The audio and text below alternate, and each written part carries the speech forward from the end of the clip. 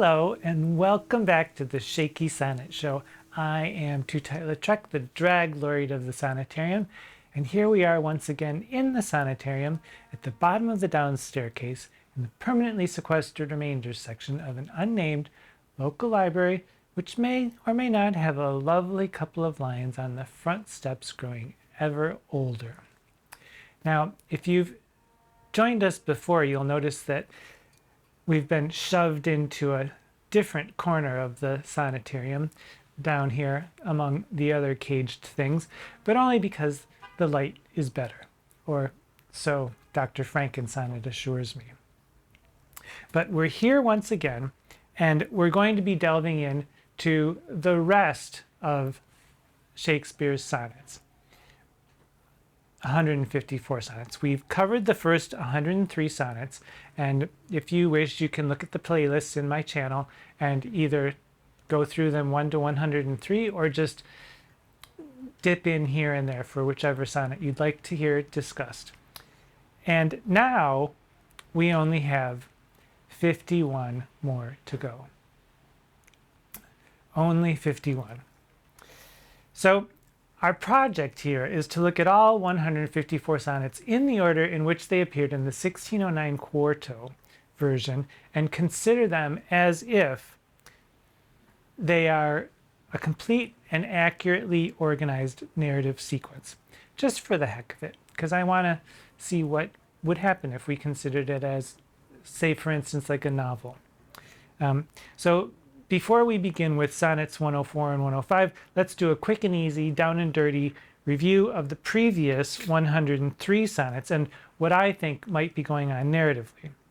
Keeping in mind that this is like listening in on a conversation where you only hear one of the speakers speaking, and even that's through a big, thick, 400-year-old door of language.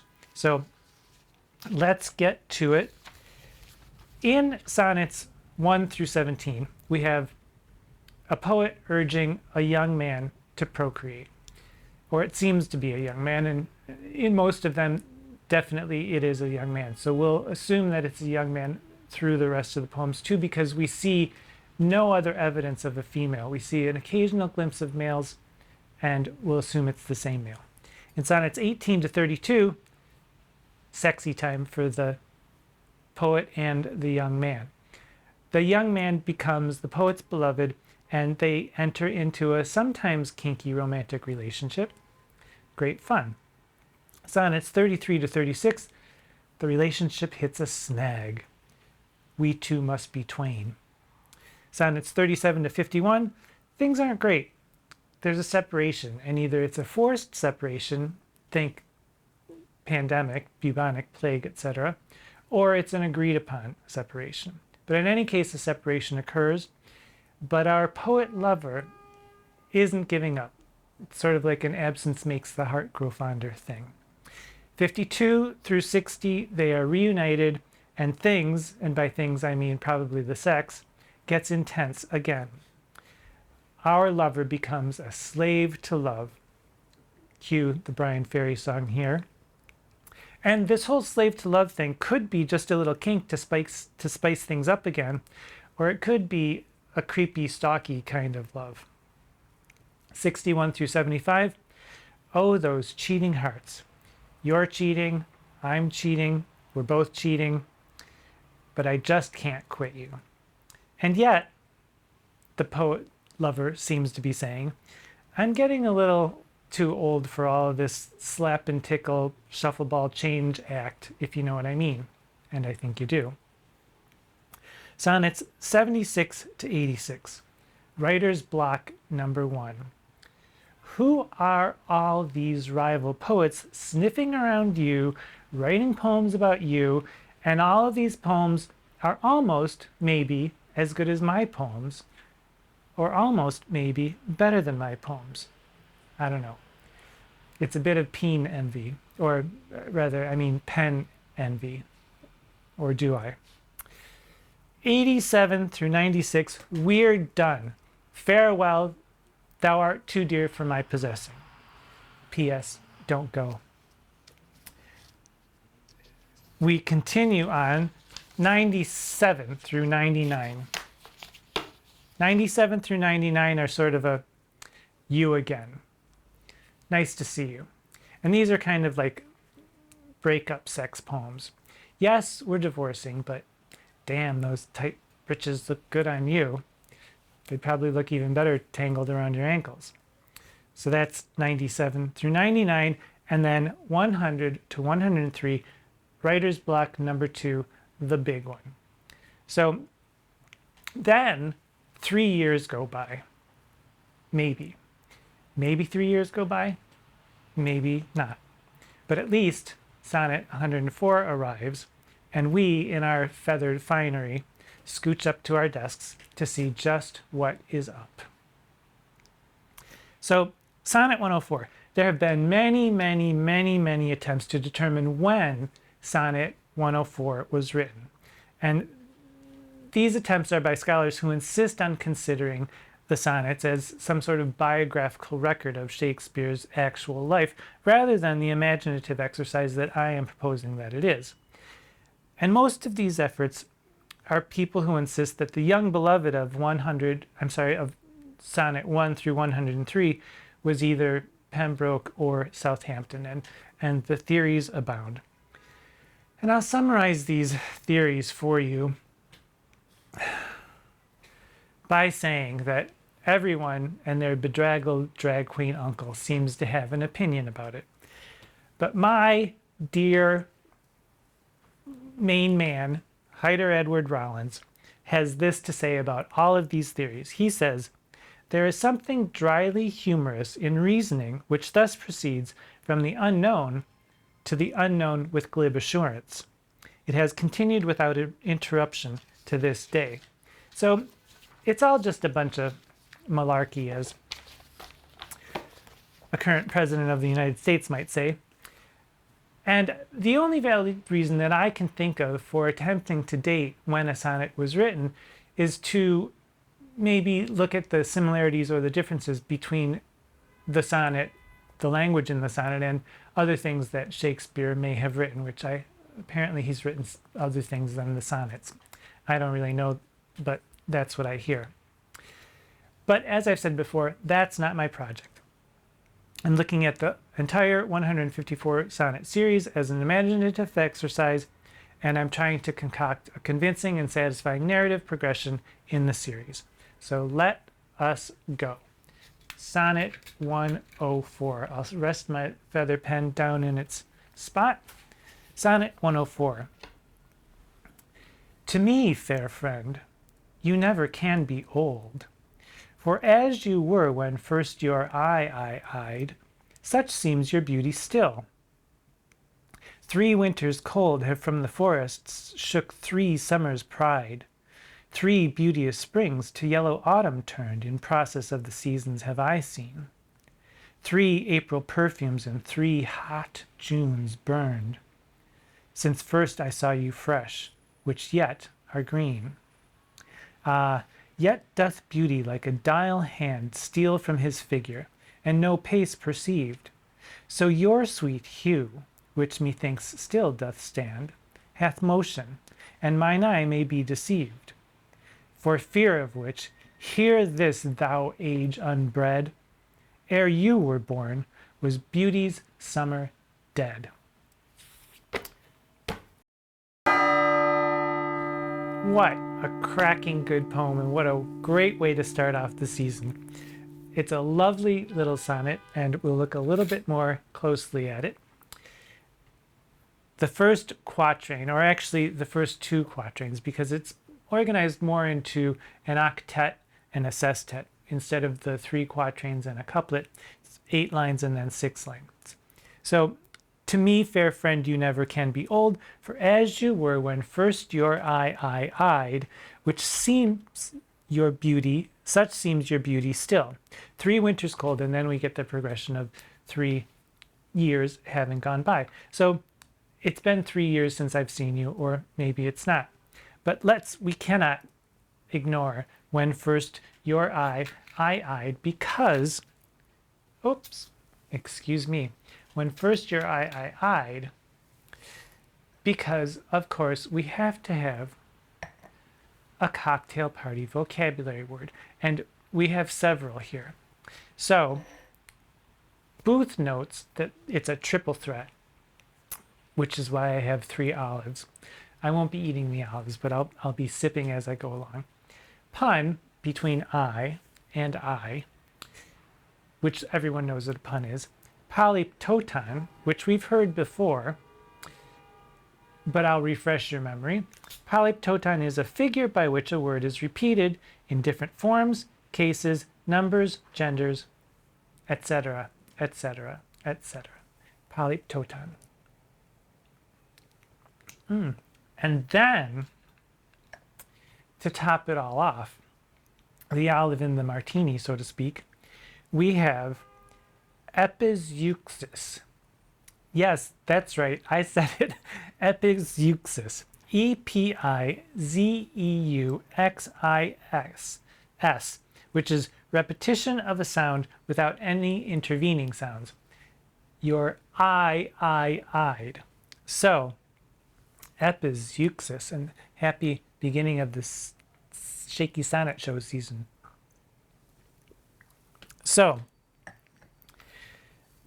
this 3 years business seems to be what gets all of the biographical seekers into the frenzy of high-flying fancy. But in fact, it turns out that 3 years is a pretty common period of time to be mentioned by sonneteers.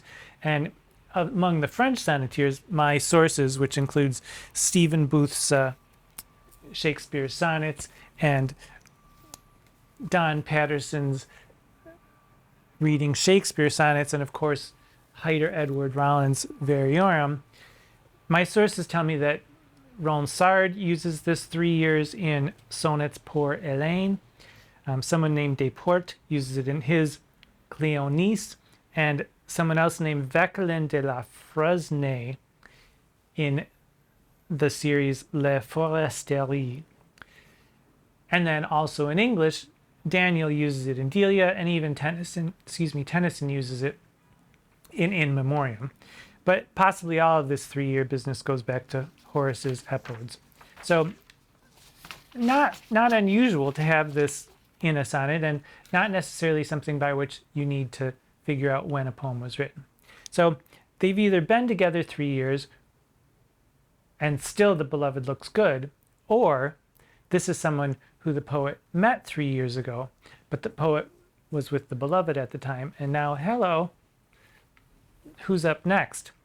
Patterson actually agrees with me that this is a new beloved, and not everybody does, but I'm going with the idea that this is a new beloved starting with Sonnet 104. So time passes, and as time passes, we all grow old, unless you're a 6,000-year-old drag queen. And here we have 3 examples of the 3 changes of seasons. 3 winters cold, have from the forest shook 3 summers pride, the summer's pride being the leaves.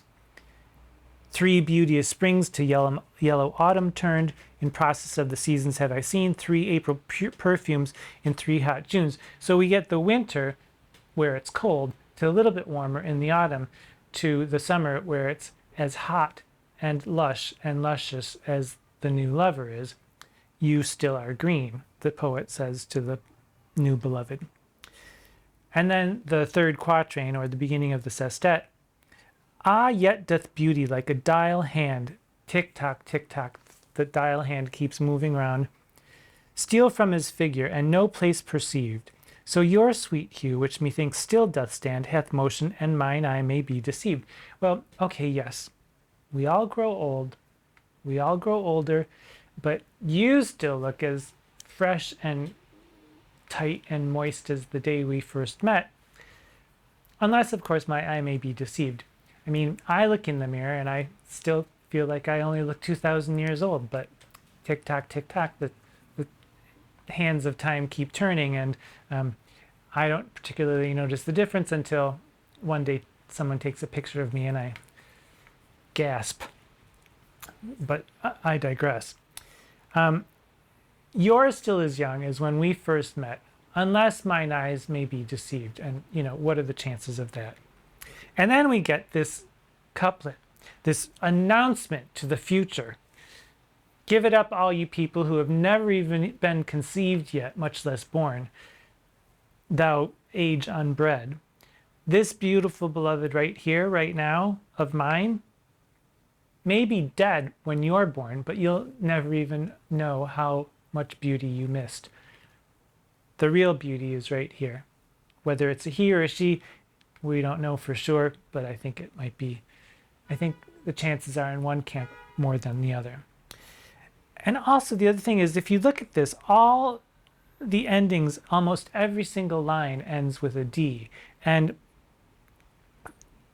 you know, this hard D at the ending of the lines, and here in the Sonnetarium we all love a hard D, but almost all of the lines, old-eyed, cold, pride, turned, burned, green, in the three quatrains, they're softened a little bit either by a preceding consonant or a long vowel sound.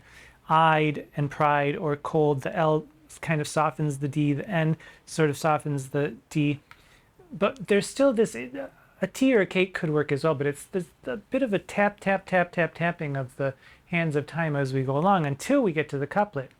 Unbred and dead, which are the soft vowel sounds before the D, which really makes that D resonate.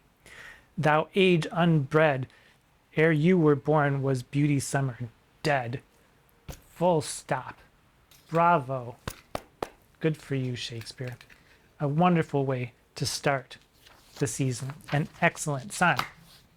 And then, because time waits for no man, nor for no drag queen either, we move right along to Sonnet 105, which is what I call the Holy Trinity sonnet, but what I also call a real clunker. Let's look. Sonnet 105. Let not my love be called idolatry, nor my beloved as an idol show, since all alike my songs and praises be to one, of one, still such, and ever so. Kind is my love today, tomorrow kind, still constant in a wondrous excellence. Therefore my verse, to constancy confined, one thing expressing, leaves out difference.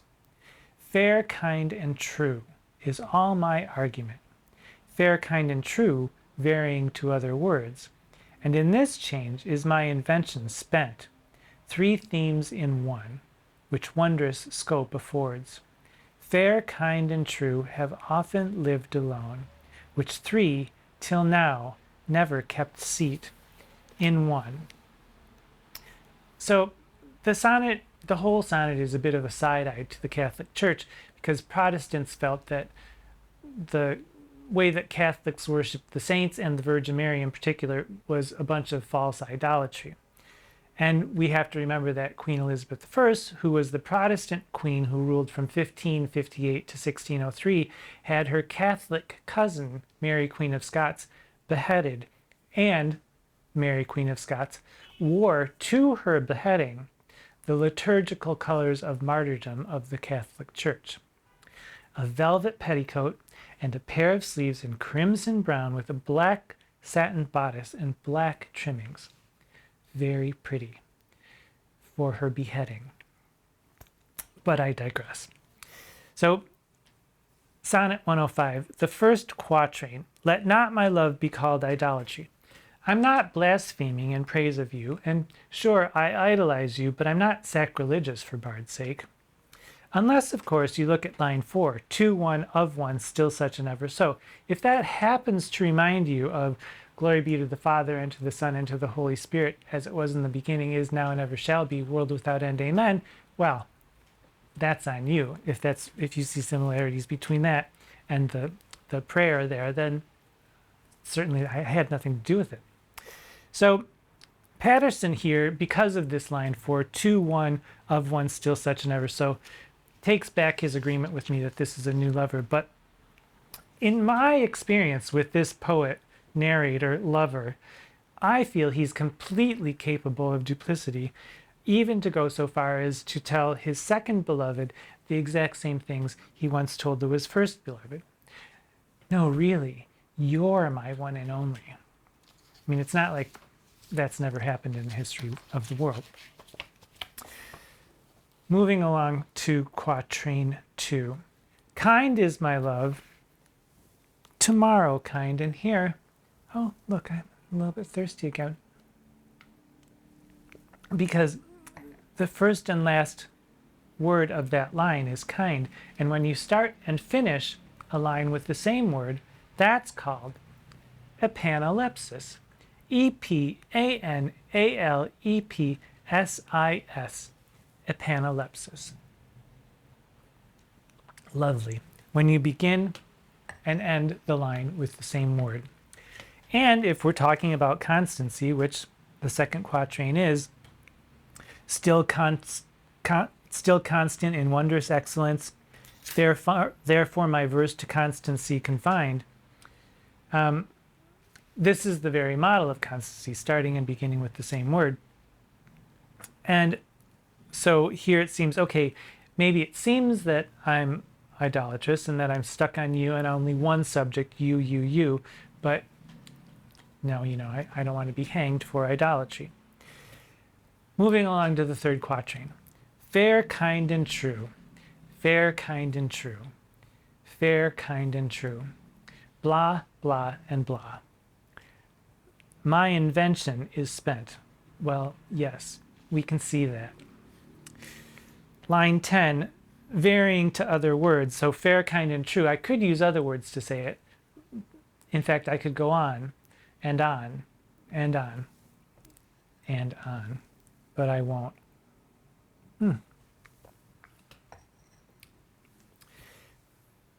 Three themes in one, which wondrous scope affords.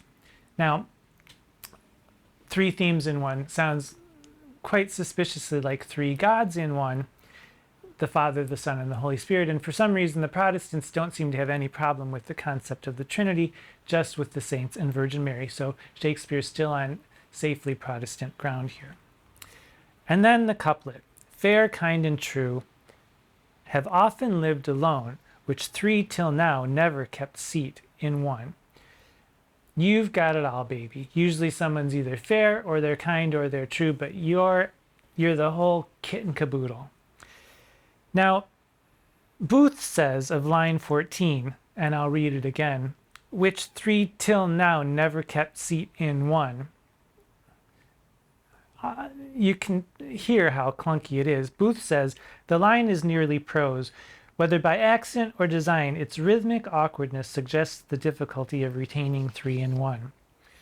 Rollins happens to note the similarity of Sonnet 105 to Nicholas Breton's 1600, published in 1600, Melancholic Humors, in particular a poem called An Odd Concept, which I will link below in the description box. And it is quite similar. So it's possible Shakespeare may have been modeling this after that and maybe didn't do as well of a job as Breton did. Kerrigan, who's the editor of the Penguin version, says, the poet's persona is strongly registered here, since the sonnet draws its strength from the weakness of its argument. Okay, Kerrigan, if that's what you think. So, back to my project. Is there a male or a female referenced in either of these poems? No, there is not. It could be either one. It's anyone's game. Dramatically, where might this fit in? If one were attempting to date it, could you see this placed in one of the plays somewhere? Myself, possibly Midsummer Night's Dream, because Titania and Oberon are gods, and supposedly they never grow old. I don't know. If you have an idea where this might fit into one of the plays, please let me know in the comment section. Narratively, is this a new beloved? An old flame from 3 years ago? I think it could be. I feel like we saw that the first beloved was bad news. If all the turmoil that went on in 1 to 103 ends with the poet suffering such severe writer's block that he can barely do anything, although he happened to have written 3-4 banging sonnets about writer's block. Still, if it's causing that much turmoil, I think it's time to say goodbye to beloved number one. So in my imagination, Sonnet 104 marks the beginning of a new beloved who is either an old acquaintance or an old flame, and this is a new romance starting after the breakup with beloved number one. That's my story, and I'm sticking to it. 105 seems to be the poet lover trying out his well-worn lines on someone who may not have heard them before. New beloved, same old pickup lines. Well, what say you? What say you? Am I crazy? Well, yes, I'll give you that one. Feel free to vehemently disagree in the comments section or to marvel at my perspicacious genius. Until next time, when I, your I, or you, I, my I, or I, keep your eyes open to all the wonders that are in your world, because they are everywhere, all around you, all the time. Pay attention. Until next time, I am Tootight Lautrec. Mwah.